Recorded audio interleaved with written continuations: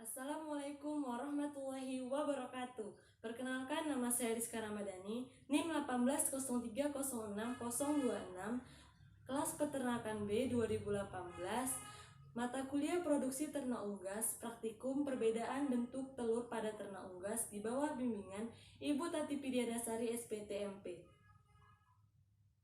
Pada kesempatan kali ini, saya akan membahas mengenai perbedaan bentuk telur pada ternak unggas. Ada 4 telur yang umum dikonsumsi oleh masyarakat.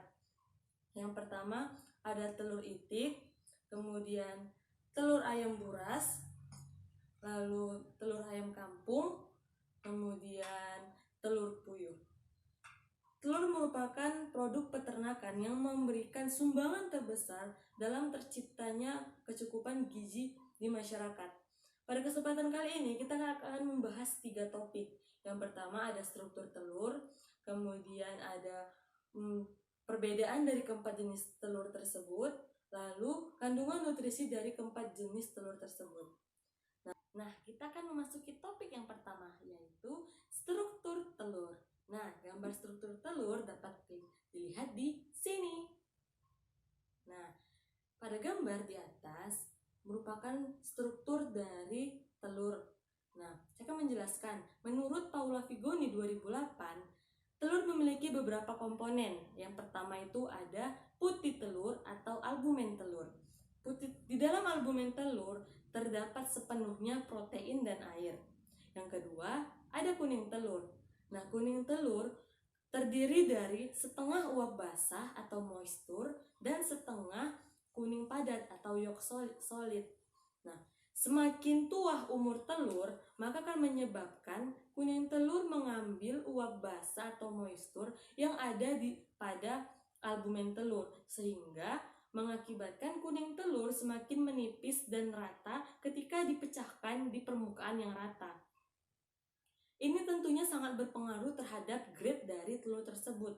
Ya, yang ketiga, ada kulit telur atau shell. Nah, kulit telur atau shell merupakan bagian dari telur yang memiliki berat 11% dari total berat telur tersebut.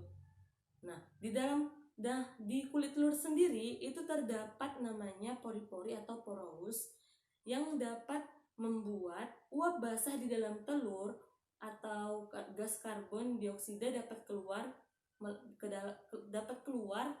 telur, dan bau-bauan yang ada di luar telur dapat masuk ke dalam telur. Nah, sehingga disarankan untuk menyimpan telur di tempat yang terhindar dari bau-bauan. Karena telur sendiri meskipun permukaannya yang kasar ataupun seperti telur ayam yang memiliki permukaan yang licin, tapi terdapat pori-pori yang dapat ditembus udara di kulit telur itu sendiri. Nah, kemudian ada air sel atau rongga sel. Nah, rongga sel sendiri kita bisa melihatnya ketika kita membelah telur rebus secara vertikal. Di bagian ujung bawah terdapat rongga. Nah, rongga itulah yang disebut dengan air sel.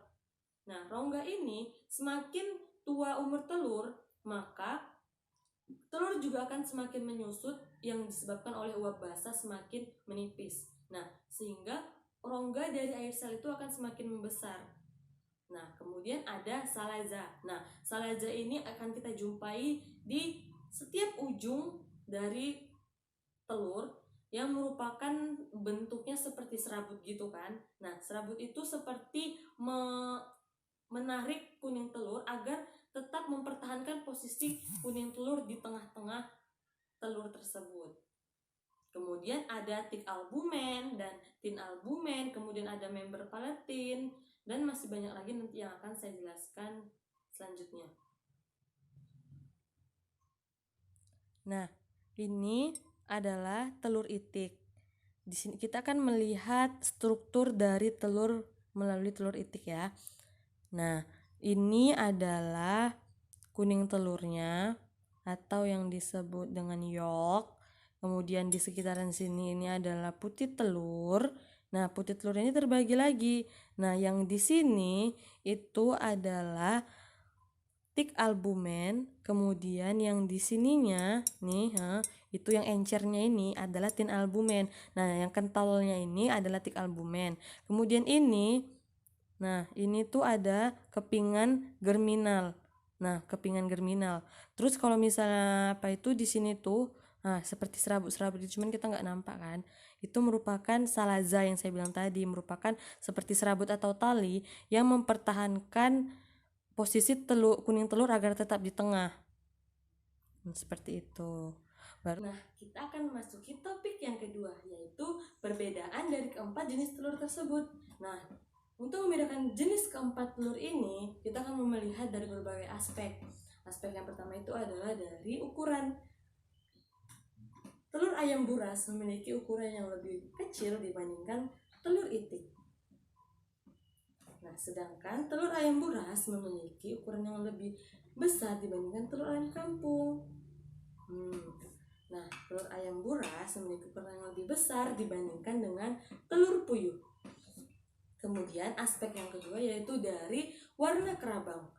Telur buras memiliki warna kerabang berwarna coklat, di mana warna coklat dari kerabang ini berasal dari pigmen protopropirin 9 yang berasal dari hemoglobin ayam betina. Lalu, telur itik biasanya memiliki warna biru kehijau-hijauan, di mana warna biru kehijau-hijauan dari telur itik ini berasal dari pigmen biliverdin. Lalu, ayam kampung. Nah, ayam kampung memiliki warna yang cenderung ke warna putih, di mana ini tandanya telur ayam kampung tidak memiliki pigmen. Lalu, telur puyuh. Nah, telur puyuh memiliki warna yang unik, di mana telur puyuh memiliki corak. Corak ini merupakan salah satu bentuk kamuflase dari burung puyuh sendiri untuk mengelabui predator agar telurnya tidak dimangsa oleh predator. Bentuk dan corak dari telur puyuh ini berasal dari perpaduan antara pigmen opopirin dan pigmen biliverdin, sehingga terbentuknya lah corak seperti ini. Nah, selanjutnya kita akan memasuki topik yang ketiga, yaitu kandungan nutrisi dari keempat jenis telur tersebut. Nah, di depan saya ini sudah saya pecahkan keempat telur tersebut tadi, di mana masing-masing telur ini memiliki warna kuning telur yang berbeda-beda. Keempat jenis kuning telur tersebut, kuning telur itik memiliki warna yang lebih oranye dibandingkan dengan kuning telur ayam buras. Sedangkan kuning telur ayam kampung memiliki warna yang lebih oranye dibandingkan dengan telur puyuh. Nah, jadi kan kita udah lihat tadi warna dari keempat kuning telur ini kan.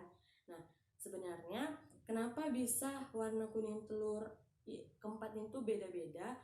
Pada dasarnya, di dalam kuning telur terdapat pigmen. Nah, pigmen ini terbagi menjadi dua, ada lipokrom dan liokrom. Lipokrom merupakan pigmen yang bersifat larut di dalam lemak, sedangkan liokrom merupakan pigmen yang bersifat larut di dalam air. Nah, lipokrom tadi terbagi lagi menjadi dua, yaitu ada yang itu terdiri dari karotenoid. Nah, karotenoidnya tadi terbagi lagi menjadi dua, ada karotin dan xanthopil.